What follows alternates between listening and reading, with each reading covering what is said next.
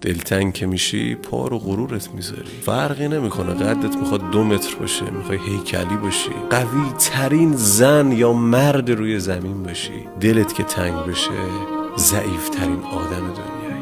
دلتنگی زورش به همه چی میچربه. عکساشو بالا پایین میکنی، ویدیوهاشو میبینی، بعد یهو به خودت میای میبینی 30-40 دقیقه است داری این کار رو انجام میدی، یهو به خودت برمیخوره، میگه ای بابا چرا خودت اذیت میکنی؟ وقتی طرف بهت فکر نمیکنه، حتی تو رو فالو نداره، خودت به خودت گوش زد میکنی که بابا بکش بیرون از این وضعیت. بعضی وقتا باید خودتو جمع کنی، بذاری پشت خودت بری، دلتنگ بشی، بغض کنی، گریه کنی، فایده ای نداره، چون یه طرف است. ولی خب دل تنگ که این چیزا رو نمیفهمه. مثل یه بچه‌ایه که بهونه میگیره، مامانش میگه بابا نمیتونم برات بخرم، بچه میگه من میخوام. چشم خود بستم که دیگر چشم مستش ننگرم، ناگهان دل داد زد دیوانه من میبینمش. خدایا دلامونو تنگ هیچکی نکن.